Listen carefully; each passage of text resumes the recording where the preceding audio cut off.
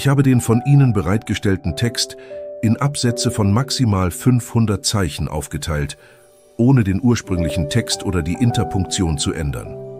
Ich erinnere mich an diesen Tag so klar, als hätte ihn jemand in mein Herz eingebrannt.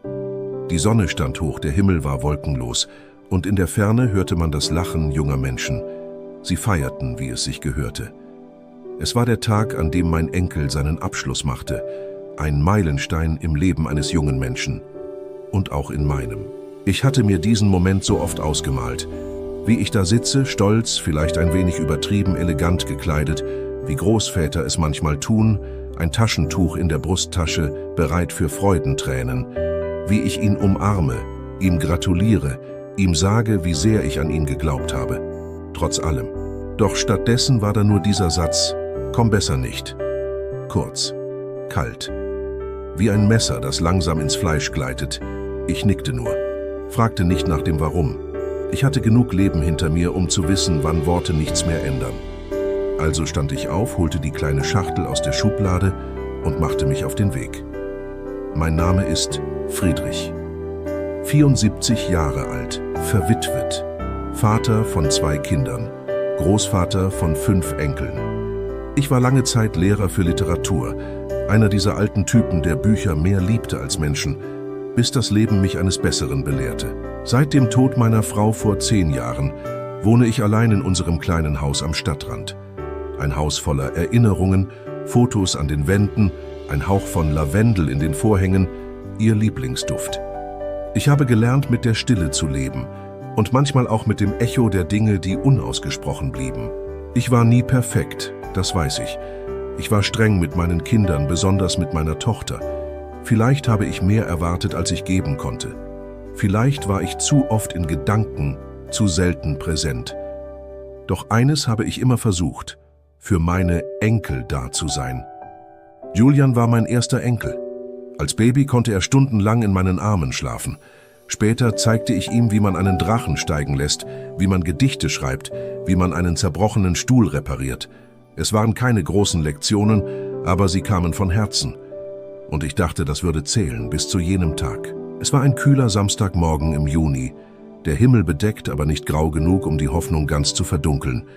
Ich stand früh auf, wie immer, trank meinen Kaffee am Fenster, beobachtete die Vögel im Garten und dachte an Julian, an seinen großen Tag. Abschlussfeier. Ich hatte mir vorgestellt, wie ich dort in der ersten Reihe sitzen würde. Stolz, ein wenig nervös, vielleicht mit Tränen in den Augen, wenn er sein Diplom entgegennimmt.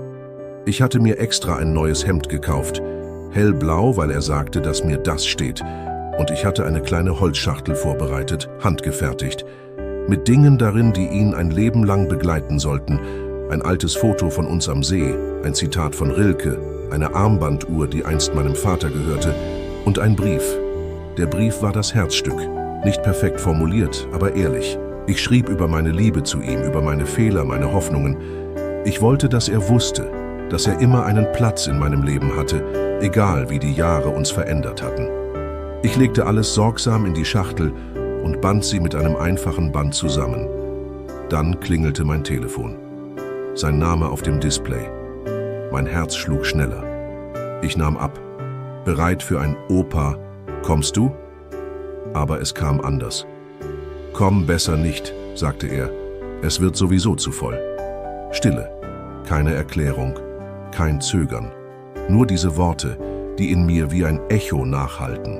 Ich konnte nichts sagen. Ich murmelte nur ein Verstehe und legte auf. Ich stand minutenlang da, mit dem Telefon noch in der Hand.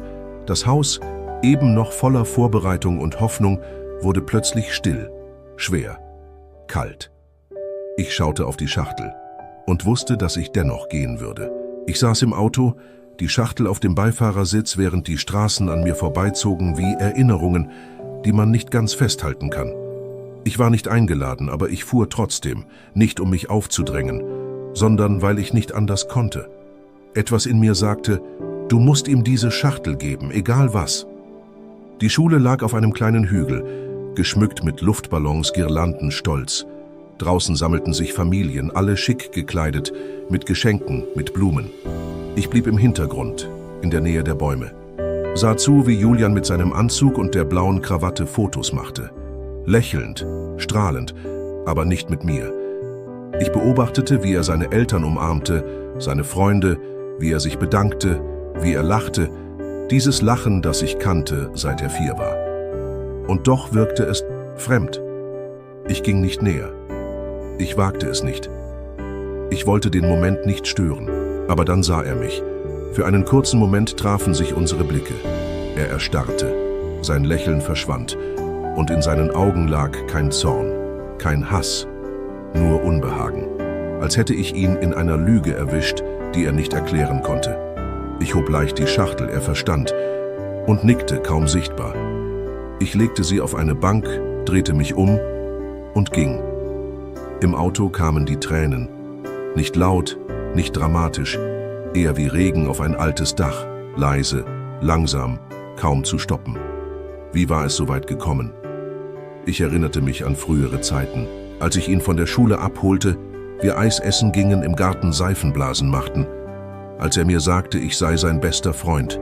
Und jetzt war ich nur noch ein Schatten in seinem Leben, eine Erinnerung, die man lieber verdrängt.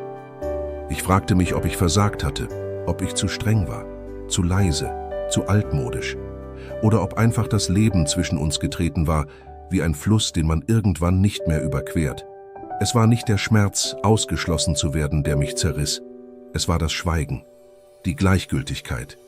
Dieses Gefühl, nicht mehr gebraucht zu werden, nicht mehr gewollt. Ich fuhr nicht gleich nach Hause.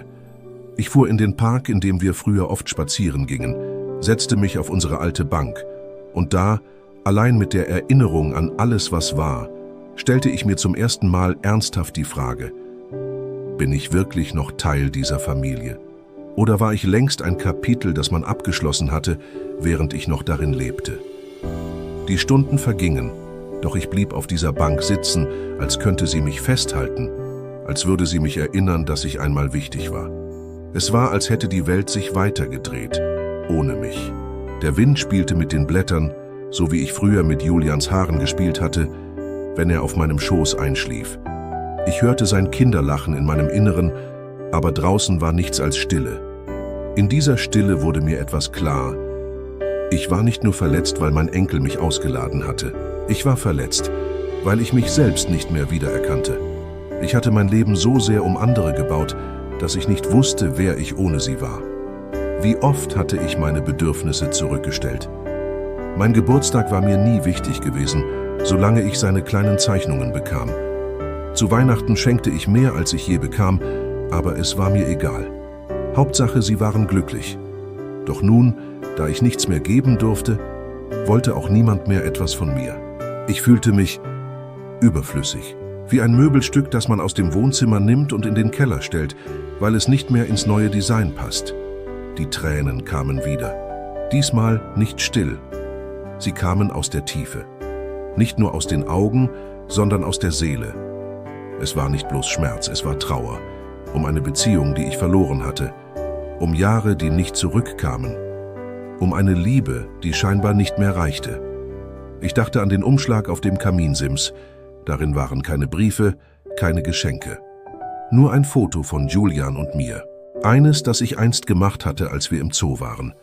Wir beide mit Eistüten, Sonnenbrillen und strahlenden Gesichtern. Auf der Rückseite hatte ich geschrieben: Für später, wenn du dich erinnerst, wer wir einmal waren. Vielleicht würde er es eines Tages verstehen, vielleicht nie. Aber ich hatte losgelassen, nicht aus Trotz, sondern aus Liebe. Denn manchmal ist das größte Zeichen von Liebe, nicht mehr im Weg zu stehen. Ich blieb nicht für immer auf dieser Bank sitzen. Irgendwann stand ich auf, nicht weil ich plötzlich stark war, sondern weil ich erkannte, dass ich noch atmete. Und wer atmet, hat eine Wahl. Ich ging langsam durch die Straßen, nicht in Richtung meiner Wohnung, sondern einfach weiter, als würde jeder Schritt die Last ein wenig leichter machen. Ich spürte mein Herz schlagen, leise, aber da. Und das war genug. Ein kleines Café am Eck zog meine Aufmerksamkeit auf sich. Ich war schon oft daran vorbeigegangen, aber nie hineingegangen. Heute trat ich ein, allein, ohne Einladung, ohne Plan. Die Besitzerin lächelte mich an, als hätte sie gewusst, dass ich heute jemanden brauchte, der mich einfach ansieht und nichts erwartet. Ich bestellte einen Kaffee und saß am Fenster, beobachtete das Leben. Familien, die lachten, Kinder mit Ballons, junge Paare, die Händchen hielten. Ich spürte einen Stich, ja, aber ich spürte auch Wärme. Und dann begriff ich war nicht allein, weil mich niemand mehr liebte. Ich war allein, weil ich mich selbst vergessen hatte. Ich war so sehr Opa, so sehr Vater, dass ich aufgehört hatte, einfach ich zu sein. Karl, ein Mensch mit Träumen, mit Geschichten, mit einer Stimme, die mehr war als nur ein Echo aus der Vergangenheit. Also holte ich mein Notizbuch aus der Tasche, ein altes, abgegriffenes Stück Leder, das ich seit Jahren nicht mehr geöffnet hatte. Ich schrieb, nicht über Julian, nicht über meine Tochter, ich schrieb über mich, über die Tage, an denen ich barfuß durch den Regen lief, über meine erste Liebe, über den Duft der Bücher in der alten Bibliothek, über das kleine Gefühl von Freiheit, das ich an diesem Nachmittag im Café spürte. Zeile um Zeile füllte ich das leere Papier, und in jedem Wort fand ich mich selbst ein Stück mehr wieder. Ich war noch da. Und vielleicht war das der Anfang von etwas Neuem. Ein paar Tage später erhielt ich einen Brief, nicht per E-Mail, nicht per Nachricht. Einen echten, handgeschriebenen Brief in einem weißen Umschlag, ohne Absender. Meine Hände zitterten, als ich ihn öffnete. Die Handschrift war unsicher, etwas schief, aber ich erkannte sie sofort. Julian. Lieber Opa, ich weiß nicht, ob du mir jemals verzeihen wirst, dass ich dich weggeschickt habe. Ich dachte, ich müsste stark wirken vor meinen Freunden, vor der Schule, vor dieser riesigen Welt, die mich plötzlich als Erwachsener sehen will. Aber als ich auf der Bühne stand und in die Menge blickte, dich nicht sah, hat es in mir etwas zerbrochen. Du fehltest. Nicht wegen der Fotos, nicht wegen der Geschenke, sondern weil ich deine Stimme nicht hörte, deinen Blick nicht spürte. Mama hat mir nie alles erzählt, aber ich weiß, du hast mehr geopfert, als ich je verstehen werde. In der Schachtel, da war kein Geld, kein Schmuck, nur diese Notiz von dir. Ich bin stolz auf dich, auch wenn ich schweige. Ich habe geweint, still und mich geschämt. Wenn du das liest, bitte, sag mir, wo ich dich finde. Ich will nicht nur dein Enkel sein. Ich will dich auch als Mensch kennenlernen, als Mann, der allein im Café sitzt, schreibt, lebt. Julian. Ich legte den Brief auf den Tisch. Ein Zittern lief durch meinen ganzen Körper. Keine Tränen diesmal, nur Stille. Und in dieser Stille Hoffnung. Vielleicht war nicht alles verloren. Vielleicht war das Schweigen der Anfang eines neuen Gesprächs. Vielleicht musste ich mich nicht entscheiden zwischen dem, was ich war, und dem, was ich sein könnte. Vielleicht gab es noch Zeit. Ich bin nicht sofort zurückgefahren. Ich ließ die Tage vergehen, trank weiter meinen Kaffee im gleichen kleinen Café, las Gedichte, schrieb Namen auf Servietten, erinnerte mich an Momente, die ich nicht laut aussprechen konnte. Denn ich wollte, dass mein Schweigen diesmal ein Raum wird, kein Abgrund. Ich wollte, dass er den Weg zu mir findet, nicht aus Schuld, sondern aus Sehnsucht. Nicht, weil ich ein Kapitel war, das er schließen wollte, sondern ein Buch, das er endlich zu lesen begann. Vielleicht sitzen wir eines Tages wieder an einem Tisch, er und ich. Vielleicht wird er nervös sein, vielleicht werde ich nichts sagen, aber ich werde zuhören. Und ich werde ihn ansehen mit dem Blick eines alten Mannes, der zwar vieles verloren hat, aber nie die Fähigkeit zu lieben. Denn in dieser Welt voller Geräusche ist manchmal das Wertvollste, man jemandem geben kann, ein ruhiger Platz. Ein Platz, an dem man sagen darf, ich war da, auch als du es nicht sehen konntest. Und falls du je das Gefühl hast, dass niemand auf dich wartet, denk an den alten Mann mit der kleinen Schachtel im Herzen. Er wartet. Immer. Danke fürs Zuschauen.